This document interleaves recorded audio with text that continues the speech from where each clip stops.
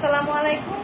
আমার Sheikh Abdullah school and কলেজের অষ্টম শ্রেণীর শিক্ষার্থীদের জানাচ্ছি স্বাগতম, সাথে ঈদ মোবারক। আশা করছি সবাই ভালো আছো। তো আজকে আমরা আবার নতুন যাত্রা শুরু করতে যাচ্ছি। আজকে আমরা পড়বো দশম অধ্যায়। দশম অধ্যায়ের আছে যে অ্যাসিড, ক্ষার এবং লবণ। অর্থাৎ আমরা এই অধ্যায় থেকে অ্যাসিড, ক্ষার এবং লবণ সম্পর্কে জানবো। আজকে আমরা পড়বো পাঠ 1 থেকে 6, অর্থাৎ শুধুমাত্র অ্যাসিড এবং ক্ষার ও এদের ব্যবহার সম্পর্কে জানবো। এখন আসা যাক যে অ্যাসিড এবং ক্ষার কি। এটা জানার আগে আমাদের জানতে হবে যে অ্যাসিড এবং ক্ষার এই জিনিসগুলো নির্ণয় করা হয় কিভাবে বা কিসের দ্বারা। তো প্রথমে আসা যাক যে প্রথম থাকবে উদাহরণ সহ সংজ্ঞা দাও। নির্দেশক, গন্ধ ও ক্ষার। নির্দেশক কি? নির্দেশক হচ্ছে সেই সকল পদার্থ যারা তাদের রং পরিবর্তনের মাধ্যমে কোন একটা বস্তু অ্যাসিড, ক্ষার নাকি নিরপেক্ষ, অ্যাসিড না ক্ষার না, সেটা নির্ধারণ করে, তাদের বলা হয় নির্দেশক।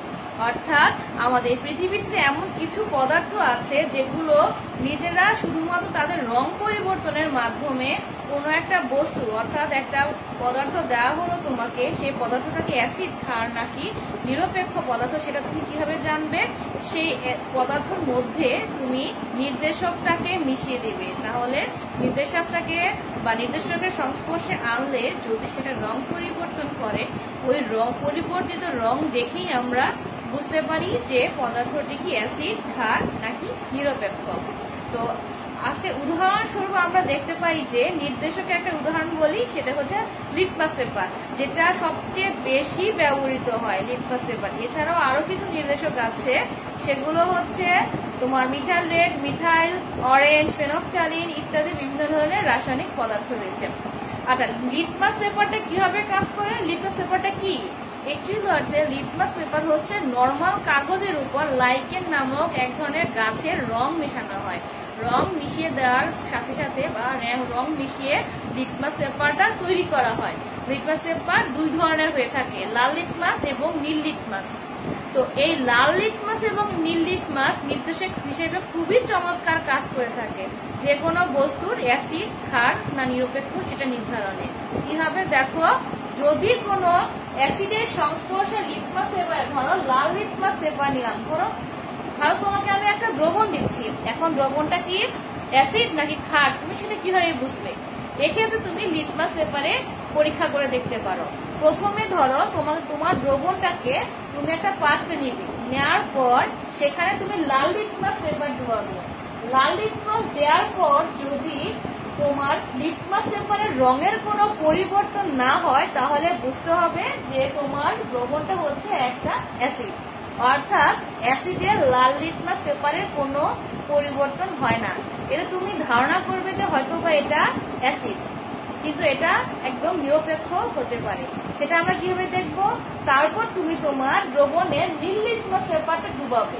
নীল লিটমাস পেপার ডুবানোর পর যদি এটা লাল বর্ণ ধারণ করে, অর্থাৎ নীল লিটমাস পেপারটা যদি লাল বর্ণ ধারণ করে, তাহলে বুঝতে হবে যে দ্রবণটা হচ্ছে অ্যাসিড। আর যদি নীল লিটমাস পেপার কোনো রং চেঞ্জ না করে বা কোনো পরিবর্তন না হয়, তাহলে বুঝতে হবে যে দ্রবণটা হচ্ছে নিরপেক্ষ। অর্থাৎ তোমার হাতে যে দ্রবণটা দিচ্ছি, সেটা দেওয়ার পর যদি লাল লিটমাস পেপার নীল হয়, তাহলে বুঝতে হবে সেটা ক্ষার। আর যদি কোনো রং পরিবর্তন না করে, তাহলে ধারণা করা হচ্ছে যে এটা নিরপেক্ষ বা ক্ষার বা অ্যাসিড, এটা হতে পারে। কিন্তু আমরা লাল লিটমাস পেপার দিয়ে যদি নীল রং ধারণ না করে, তাহলে আমরা বুঝে নিব এটা অ্যাসিড হতে পারে অথবা নিরপেক্ষ হতে পারে। আমরা কনফার্ম হবো কিভাবে? নীল লিটমাস পেপার দিয়ে। নীল লিটমাস পেপার ওই দ্রবণে দেওয়ার পর যদি নীল লিটমাস পেপারটা লাল বর্ণ ধারণ করে, তাহলে আমরা বুঝবো যে এই দ্রবণটা হচ্ছে অ্যাসিড দ্রবণ। কিন্তু যদি নীল লিটমাস পেপারেরও কোনো রং পরিবর্তন না হয়, তাহলে আমরা বুঝবো কি দ্রবণটা হচ্ছে নিরপেক্ষ। অর্থাৎ লাল লিটমাস এবং নীল লিটমাসের মাধ্যমে আমরা দ্রবণ কিভাবে শনাক্ত করব? অ্যাসিড দ্রবণ লাল লিটমাস পেপারে কোনো রং পরিবর্তন করবে না, কিন্তু নীল লিটমাসকে লাল করবে। মনে রাখবে অ্যাসিড দ্রবণ কি করবে, নীল লিটমাসকে লাল করবে। লাল লিটমাসে কোনো রঙের পরিবর্তন হবে না। আর ক্ষারীয় দ্রবণ নীল লিটমাসকে কোনো পরিবর্তন করবে না, কিন্তু লাল লিটমাসকে নীল রঙে পরিণত করবে। অর্থাৎ নীল লিটমাস পেপারটা লাল হয়ে গেলে আমরা বুঝবো যে দ্রবণটা হচ্ছে অ্যাসিডিক। যদি ওই দ্রবণের লাল লিটমাস পেপার বা নীল লিটমাস পেপার কোনটাই কোনো রং পরিবর্তন না করে, তাহলে বুঝতে হবে দ্রবণটা নিরপেক্ষ।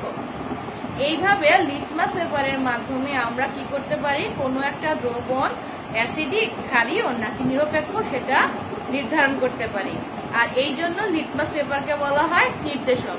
ঠিক একই রকম ভাবে মিথাইল অরেঞ্জ, মিথাইল রেড, ফেনফথ্যালিন এই ধরনের রাসায়নিক পদার্থগুলো তাদের রং পরিবর্তনের মাধ্যমে কোনো একটা দ্রবণ অ্যাসিডিক, ক্ষারীয় না নিরপেক্ষ সেটা নির্ধারণ করে।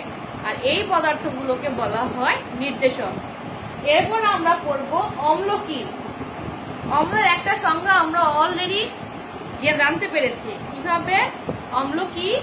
অম্ল হচ্ছে সেই সমস্ত পদার্থগুলো যারা নীল লিটমাসকে লাল করবে, লাল লিটমাসে কোনো বিক্রিয়া করবে না বা কোনো পরিবর্তন হবে না। এইটা হচ্ছে একটা বৈশিষ্ট্য কার, অ্যাসিডের। নর্মাল অর্থে অ্যাসিড বলতে আমরা সেই সমস্ত পদার্থগুলোকে বুঝি যে সমস্ত পদার্থে এক বা একাধিক হাইড্রোজেন আয়ন থাকবে, এবং শুধু হাইড্রোজেন আয়ন থাকলেই চলবে না, এই পদার্থগুলো পানিতে দ্রবীভূত হয়ে হাইড্রোজেন আয়ন ত্যাগ করবে। অর্থাৎ এই পদার্থগুলো কি করবে, পানিতে হাইড্রোজেন আয়ন ত্যাগ করবে। মোট কথা বলা যায় যে সমস্ত পদার্থ পানিতে বা জলীয় দ্রবণে বা দ্রবীভূত অবস্থায় হাইড্রোজেন আয়ন ত্যাগ করবে তাদের আমরা বলবো অ্যাসিড। যেমন ধরো হাইড্রোক্লোরিক অ্যাসিড। হাইড্রোক্লোরিক অ্যাসিডকে যদি আমরা পানিতে দ্রবীভূত করি তাহলে হাইড্রোক্লোরিক অ্যাসিড বিয়োজিত হয়ে হাইড্রোজেন আয়ন ত্যাগ করবে এবং ক্লোরিন আয়ন ত্যাগ করবে। তো যেহেতু ও পানিতে হাইড্রোজেন আয়ন দিচ্ছে সেজন্য আমরা হাইড্রোক্লোরিক কি বলবো, কি অ্যাসিড। একই রকম ভাবে sulphuric acid, oxalic acid, acetic acid, যত অ্যাসিড আছে এরা সবাই কি করে, পানিতে হাইড্রোজেন আয়ন ত্যাগ করে। এইটাই হচ্ছে অ্যাসিডের মুখ্য বৈশিষ্ট্য বা ধর্ম। অর্থাৎ অ্যাসিড কি হবে, যে সমস্ত পদার্থ পানিতে বা জলীয় দ্রবণে বা দ্রবীভূত অবস্থায় হাইড্রোজেন আয়ন দিবে সেই সমস্ত পদার্থকে আমরা বলবো অ্যাসিড। যেমন sulphuric acid, hydrochloric acid, oxalic acid, acetic acid ইত্যাদি ইত্যাদি। এরপর আসা যাক ক্ষার কি। ক্ষার বা ক্ষারক কি। প্রথমে এটা ক্ষার হবে না, এটা ক্ষারকই হবে। ক্ষারটা আমরা পরে বলবো, আগে আমরা ক্ষারকটা জেনে নিই। ক্ষারক কি? ক্ষারক হচ্ছে ঠিক অ্যাসিড যেমন পানিতে হাইড্রোজেন আয়ন দিবে তেমনি ক্ষারকের কিছু বৈশিষ্ট্য আছে। সেটা হচ্ছে যে সমস্ত পদার্থ পানিতে হাইড্রোক্সিল আয়ন দিবে তাদেরকে বলা হয় ক্ষারক। আমাদের পৃথিবীতে বিভিন্ন ধরনের পদার্থ আছে যাদের মধ্যে, অর্থাৎ বিভিন্ন যৌগ আছে যাদের মধ্যে এই হাইড্রোক্সিল আয়ন রয়েছে, অর্থাৎ এই OH আয়নটাকে বলা হয় হাইড্রোক্সিল আয়ন। যে সমস্ত যৌগের মধ্যে এই OH আয়নটা আছে বুঝতে হবে তারাই হচ্ছে ক্ষারক। শুধু OH আয়ন থাকলেই ক্ষারক হবে তা না, ঠিক অ্যাসিডের মতো একই ধর্ম প্রদর্শন করতে হবে। অর্থাৎ অ্যাসিড যেমন পানিতে দ্রবীভূত অবস্থায় হাইড্রোজেন আয়ন ত্যাগ করে সেজন্য সে অ্যাসিড, ঠিক তেমনি যদি পানিতে OH আয়ন দেয় তাহলেই বুঝতে হবে যে সেটা ক্ষারক। অর্থাৎ ক্ষারক কি করবে, পানিতে হাইড্রোজেন আয়ন ত্যাগ করবে, আর অ্যাসিড পানিতে হাইড্রোজেন আয়ন ত্যাগ করবে। যদি কোনো যৌগ পানিতে হাইড্রোজেন আয়ন না ত্যাগ করে তাহলে সেটা যেমন অ্যাসিড হবে না, ঠিক তেমনি যদি কোনো যৌগ পানিতে যদি হাইড্রোজেন আয়ন না ত্যাগ করে তাহলে সেটা ক্ষারকও হবে না। ক্ষারক এবং অ্যাসিডের মূল বৈশিষ্ট্যই হচ্ছে অ্যাসিড পানিতে হাইড্রোজেন আয়ন দিবে এবং ক্ষারক পানিতে হাইড্রোক্সিল আয়ন দিবে। এখন দেখো ক্ষারক পানিতে হাইড্রোজেন যেমন আয়ন দেয় তার একটা উদাহরণ দেখো, সোডিয়াম হাইড্রোক্সাইড। সোডিয়াম হাইড্রোক্সাইড দেখো NaOH, ওর মধ্যে আগে থেকে একটা হাইড্রোক্সাইড আয়ন যুক্ত আছে। যখনই পানিতে দ্রবীভূত করা হয় তখনই সোডিয়াম হাইড্রোক্সাইড হাইড্রোক্সিল আয়ন ত্যাগ করে এবং সোডিয়াম আয়ন ত্যাগ করে। যেহেতু পানিতে হাইড্রোক্সিল আয়ন ত্যাগ করে তাই একে বলবো আমরা ক্ষারক। এখন আসা যাক যে এই যে আমরা তারপর তারপর বলবো যে লিটমাস টেস্ট যেটা করা হয়েছে, আমরা লিটমাস টেস্টে অম্ল ক্ষারক শনাক্তকরণ পরীক্ষা করেছি। তোমাদের বইয়ে বিভিন্ন ফলে যে অ্যাসিড গুলো আছে তার একটা চার্ট আছে, চার্টটা খুব ভালোভাবে শিখে ফেলবে, কারণ অবজেক্টিভে বা সাবজেক্ট 1 মার্কসের যে কোশ্চেনটা আসে সেটাও এখান থেকে আসতে পারে। ধরো তোমাকে বলা হলো যে কমলার অ্যাসিডের নাম কি, আমরা কি জানি কমলা, লেবু, এই ধরনের সাইট্রাস, এগুলোকে বলা হয় সাইট্রাস ফ্রুট। সাইট্রাস ফ্রুট কেন বলা হয়? এই ধরনের ফ্রুটগুলোতে বা ফলগুলোতে সাইট্রিক অ্যাসিড থাকে, এই কারণে এদের বলা হয় সাইট্রাস ফ্রুট। এই সাইট্রাস ফ্রুটে রয়েছে সাইট্রিক অ্যাসিড। একই রকম ভাবে আমলকিতে থাকে কি অ্যাসকর্বিক অ্যাসিড, আপেলা থাকে ম্যালিক অ্যাসিড। বিভিন্ন ফলে যে বিভিন্ন অ্যাসিড গুলো থাকে সেগুলো খুব ভালোভাবে শিখবে, কারণ অবজেক্টিভেও আসবে, আবার 1 মার্কসের যে কোশ্চেনটা থাকে ক সেটাতেও আসতে পারে। এরপর আমরা পড়বো মিথেন কি অ্যাসিড, কেন, ব্যাখ্যা দাও। আচ্ছা, এখন আসা যাক যে কথায় আমরা অ্যাসিডের সংজ্ঞা শুরুতে কি বলেছিলাম, যে সমস্ত যৌগে হাইড্রোজেন আয়ন থাকে বা এক বা একাধিক হাইড্রোজেন থাকে, যোগে কি থাকবে, হাইড্রোজেন থাকবে, এক বা একাধিক, একটা থাকতে পারে, একের অধিকও থাকতে পারে, অর্থাৎ এক বা একাধিক হাইড্রোজেন থাকলেই আমরা সেটাকে বলছি অ্যাসিড। কিন্তু মিথেনের সংকেতটা দেখো, মিথেনের সংকেত কি CH4, কিন্তু এখানে 4টা হাইড্রোজেন থাকার পরও মিথেন কি না, মিথেন অ্যাসিড না। কেন অ্যাসিড না? কারণ অ্যাসিডের সংজ্ঞায় আমরা কিছুক্ষণ আগে কি বলেছি, যে সমস্ত পদার্থ পানিতে দ্রবীভূত অবস্থায় হাইড্রোজেন আয়ন ত্যাগ করবে, অর্থাৎ হাইড্রোজেন আয়ন প্রদান করবে, তাদেরই আমরা শুধুমাত্র বলবো অ্যাসিড।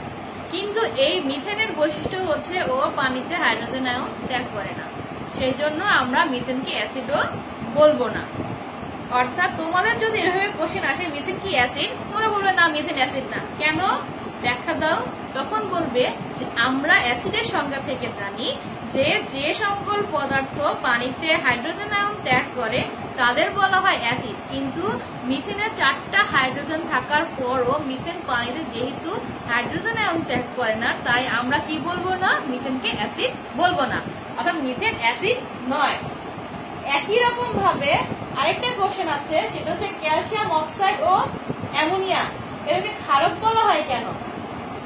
ক্যালসিয়াম অক্সাইড, এখানে কি থাকে, ক্যালসিয়াম অক্সাইডের সংকেত দেখো, ক্যালসিয়াম অক্সাইডের সংকেত হচ্ছে CaO, CaO হচ্ছে ক্যালসিয়াম অক্সাইড।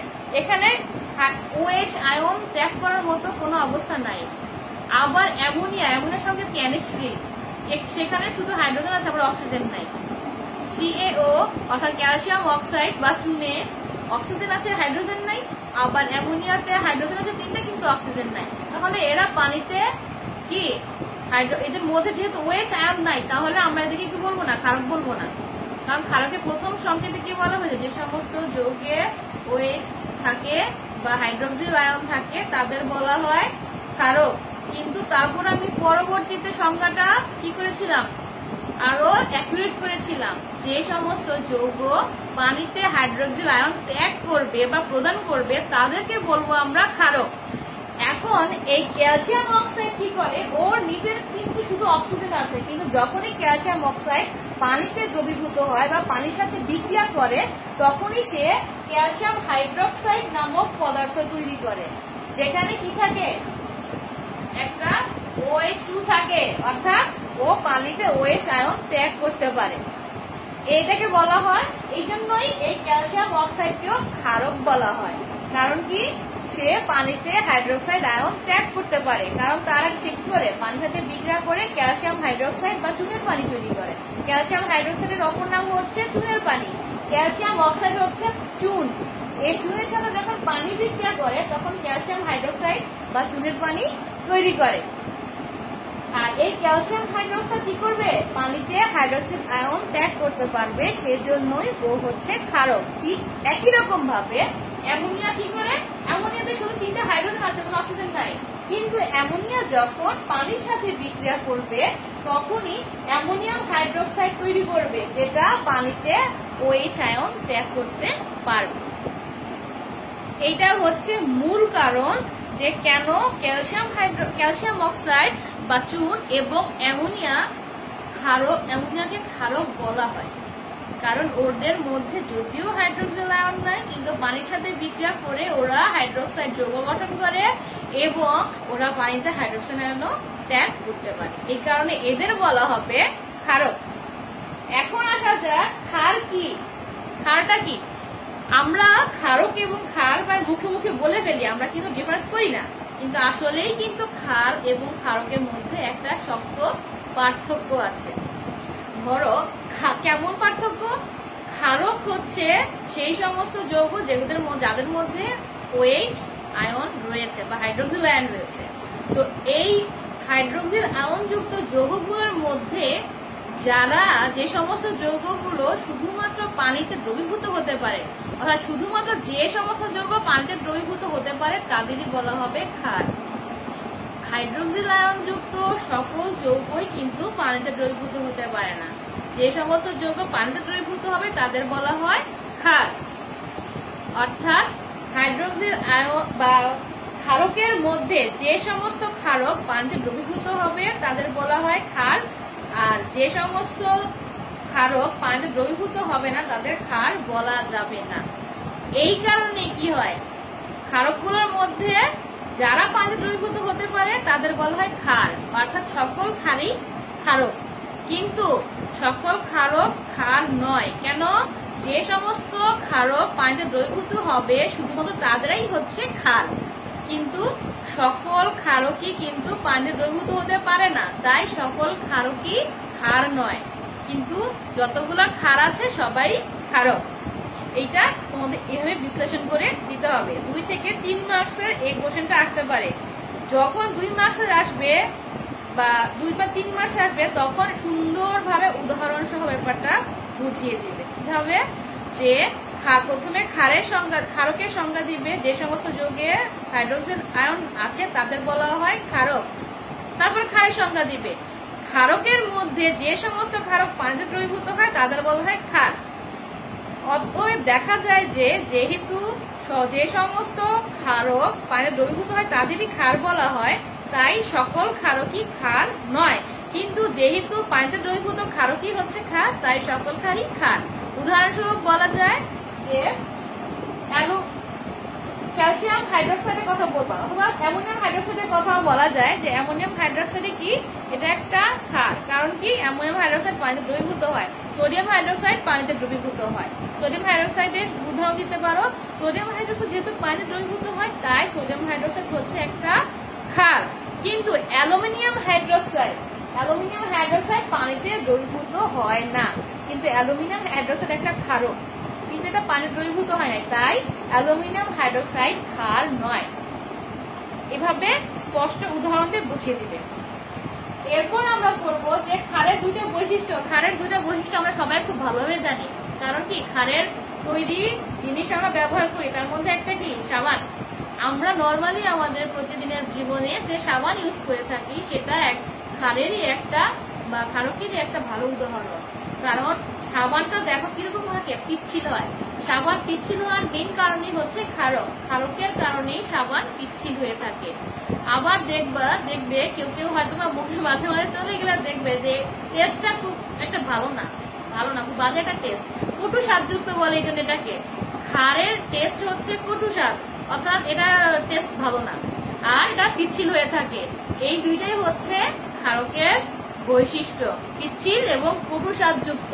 তবে বাসায় আবার ভুলেও জিহ্বা দিয়ে টেস্ট করতে যেও না, কারণ ক্ষারক কিন্তু সাবানে নরমালি কিন্তু স্ট্রং ক্ষারক গুলো ইউজ করা হয়, তো ওগুলা কিন্তু তোমার ক্ষতি করবে। এই জন্য চেষ্টা করার কোনো দরকার নাই। এরপর আমরা পড়বো অ্যাসিড এবং ক্ষারের ব্যবহার। অ্যাসিড এবং ক্ষারের যে কি পরিমাণ ব্যবহার আমরা আমাদের জীবনে করে থাকি সেটা তোমরা একটু খেয়াল করলে দেখতে পাবে। তো দিদি একটা তো ব্যবহার বললাম, এই যে সাবানে ক্ষারের ব্যবহার কিভাবে হয়। সাবানে শুধুমাত্র ক্ষারের ব্যবহার তা না, আমাদের যে বিভিন্ন রকমের ইগুলো আছে, ধরো শেভিং ফোম হতে শুরু করে পরিষ্কারক দ্রব্য, এগুলো তো ক্ষার ব্যবহার করা হয়। এছাড়াও ক্ষারের আরো কিছু ব্যবহার আছে, তার মধ্যে একটা হচ্ছে ব্লিচিং পাউডার। ব্লিচিং পাউডারটা হয় থেকে নর্মালি ক্যালসিয়াম হাইড্রোক্সাইড তো আমরা জানি কি ক্যালসিয়াম হাইড্রোক্সাইড কি খান না, এই ক্যালসিয়াম হাইড্রোক্সাইডের সাথে যখনই ক্লোরিন গ্যাস মিশ্রিত করা হয় তখনই ব্লিচিং পাউডার তৈরি হয়। এই ব্লিচিং পাউডার কি করা হয়? ব্লিচিং পাউডার পরিষ্কারক কাজে ব্যবহার করা হয়, এছাড়া জীবাণু মুক্ত করার কাজেও ব্যবহার করা হয়। আবার চুনের সাথে এই ক্যালসিয়াম হাইড্রোক্সাইডের গুঁড়ার সাথে পানি মিশিয়ে পেস্ট তৈরি করা হয়। এই পেস্ট দিয়েও বিভিন্ন রকমের কাজ করা হয়। কেমন কাজ?